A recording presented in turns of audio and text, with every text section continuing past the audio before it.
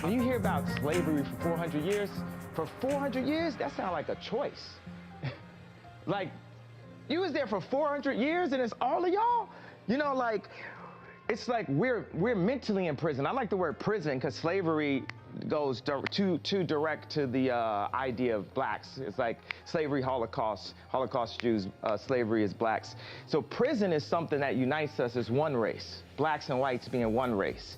That we're the human race. Do you feel that I'm feeling, do you feel that I'm being free and I'm thinking free? I actually don't think you're thinking anything.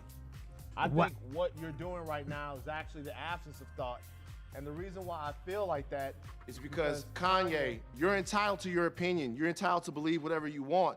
But there is fact and real world, real life consequence behind everything that you just said. And while you are making music and being an artist and living the life that you've earned by being a genius, the rest of us in society have to deal with these threats to our lives. We have to deal with the marginalization that has come from the... That is Van Lathan on TMZ, and that was Kanye West, who you heard saying slavery is a choice, and Van Lathan just could not take it, and he took him on in this exchange that is getting enormous amount of attention. Mark Thompson is here in the studio.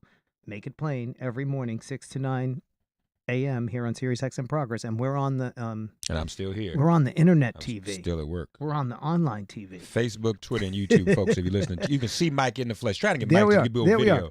There we are. Facebook, Twitter, and there's YouTube, my Make It photo Plain. and back of Mark too. Yeah, Facebook, Twitter, and YouTube, Make It Plain. If you all can see the very handsome Michelangelo Signorile. He's not like Pete Dominic. I had funny looking Pete on yesterday.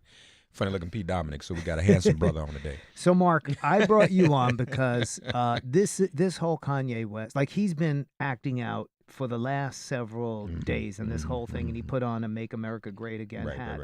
And said, you know, he was reaching out and all of this crap. And you know what? I ignored it. There's so much stuff to talk about, and celebrities being stupid who are not educated about politics and just want to connect with Donald Trump because he's a celebrity.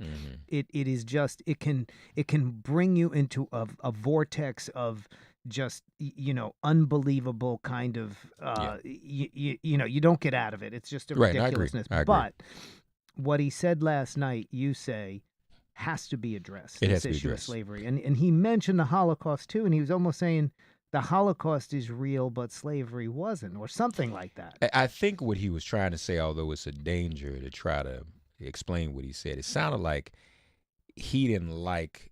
I mean, what he said was also slightly anti-Semitic. What he actually said was he didn't like slavery just being associated with African Americans the way the Holocaust is only associated with Jews. Right. But it is. It was Jews. So why wouldn't it be? So he really doesn't know what the hell he's talking about. No, and then slavery is a choice. He didn't even explain what the hell he meant by that. Well, I think he said. I mean, I think it's clear. He's suggesting that we could have chosen simply not to be slaves. That we participated in our own enslavement, and so that's gone viral on Twitter. You know, several people have hit me up and said, "Well, why are we even covering this fool?" Well, the reason it's important is that is the type of language. As I said on TV this morning, I believe he's Donald Trump's personal minstrel. That has always been a right-wing meme. First of all, that black Democrats are slaves to the Democratic Party. That's and right. We're and still, the plantation, the Democratic plantation. Right. So that is black right-wing Uncle Tom rhetoric. He's participating in his role. But I think it's important to call that in particular out, because that type of rhetoric is what enables people to mistreat us in Starbucks and in Waffle House and in Walmart, every other place we go. This kind of stuff happens every day. It's also dangerous because a lot of young people listen to these rappers, Mike. That's right. A lot of kids do. They listen to them, and they'll give them more deference than even their parents. And they need to understand that Kanye is dead wrong. As I said this morning, there's illiteracy. That's nobody's fault. We should empathize with people who have not been given an opportunity to learn how to read. The real sin is illiteracy, and Trump and Kanye share that. That's knowing how to read but choosing not to. Right. He needs an intervention. He needs to be gotten some books, and he needs to change. Otherwise, we just have to write him off as another Ben Carson or another Clarence Thomas. Now, in that video, Van Luther really took him to task, and he seemed completely blown away. Yeah. Kanye. He can't even deal with being challenged Right, at right. all. So maybe he is now trying to pull back a little bit. And he talks about this free thought. He's not free. That is an enslaved mind that we heard. That is someone who really does not get it. And listen, he's been talking about his addiction and his depression and all of the kind of stuff. Listen, there are people who are crackheads. Name anybody addicted to drugs, crack, heroin, opioids that you've ever heard say slavery was a choice. Right. He's mentally ill, people say. Okay, well, maybe so. How many mentally ill people do we all know that have never just struck up one morning and said, slavery was a choice? So it's not even fair to make him akin to the drug addicted or the mentally ill, because the average drug addicted or mentally ill person doesn't wake up every morning and say slavery was a choice. And now, what did he mean when he was talking about prison? Prison is the thing that unites us. That bizarre I thing think what about he was whites trying and to say, blacks. and he mentioned it in the song called "The New Slaves" several years ago, and that song actually somewhat contradicts what he's saying now, so he's very confused. But in the song "The New Slaves," he talked about the prison industrial complex. And I think what he was trying to say is that all of us, there's far too much imprisonment and incarceration in America. And although I don't know how that unites us, because African Americans are still, and people of color in general, are still disproportionately in prison compared to whites. So I'm not quite sure how that unites us.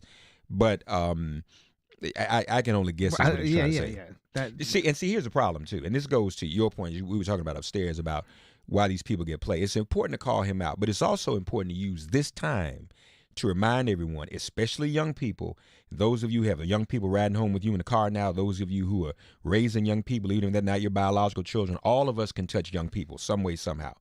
Nieces, nephews, whatever they are. The important thing about this is to point out that, yes, people like that should not be considered intellectuals or thought leaders when they speak this way. Right. A lot of people go on television, and they're kind of made a joke of, and it's treated lightheartedly, and everybody laughs about it too. And that's not the way to react to it either. right? And that's like this. All of this is like saying the Holocaust never happened. And I'll be honest with you. I mean, I know people have made a meme out of it, and I know Black Twitter's powerful. Slavery was a choice. That's the meme, and people are making jokes. But would you ever see if the Holocaust was a choice? Do you think you would ever see that hashtag on Twitter? You wouldn't, because you don't even play with that, and we should not play with our oppression or or minimize it in any type of way. No, and in fact, all of the prominent Jewish organizations would immediately shut it be down. shutting it down and stepping up and condemning that and demanding the media not treat it this way. Right.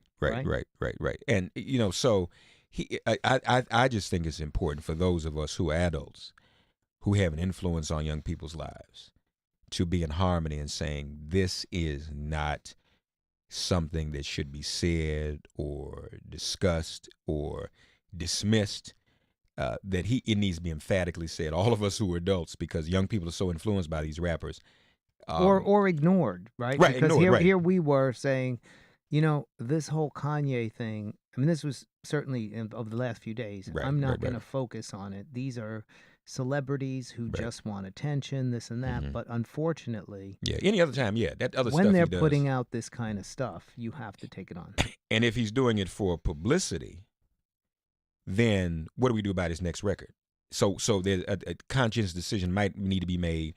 Well, maybe we don't support him anymore. Maybe we don't do that.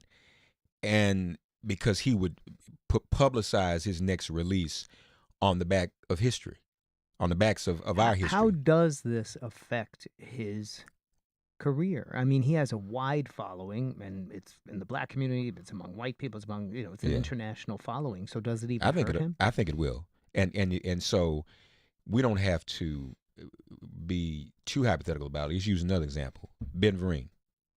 Ben Vereen performed at Ronald Reagan's inauguration and did a minstrel act. He was trying to pay tribute to some guy. I forget his name, Bert somebody. I can't think of it. It wasn't Al Jolson. It was another one of those great. There's no such thing as a great minstrel, but one of those well-known great minstrel blackface things. And I mean, it basically. And Ben Vereen was a great actor, fine man. He has spent the rest of his days trying to make up for that and clean it up. He was finished And so here you have Kanye running around basically doing the same thing for Trump on his behalf and running around and kissing up to Trump. It really should wake him up, and I'm sure it's going to have a very negative impact on his career. Mm-hmm. And something we need to speak out about for sure. Yeah, and again, folks, especially for no other reason, for the sake of young people, you had a woman assaulted by the police at Waffle House. You had a Somali, and let's talk about mental illness. You have a Somali mentally ill immigrant in Georgia who was killed by the police, Shuri Ali Saeed, the other night. You had Stephen Clark. Every day, what happens in Waffle House and happens in Starbucks happens to one African-American somewhere in the country. It doesn't get reported on. Every day we deal with this. That's right. And those who do it are unable to do it by Kanye's Who stupidity. is protected and has money and isn't going to be treated that way. Right, and can afford to read a book. Yeah, yeah. There was a rap song, read a book, read a book, read a MF book. He needs to sing that song. You know, I think I'm going to go find that song. It was on BET years ago. It was a cartoon. Y'all remember that?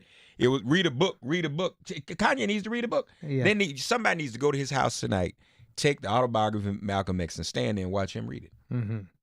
Mark, always so great to have good you. to have you. That's good when we can get together, man. Jump into the studio, and to put me on the Twitter. Look at Mike, y'all. Mike looks great. Let's wait. Look at Mike. All right. Y'all tweeted Mike, say, Mike, why don't you do this more often?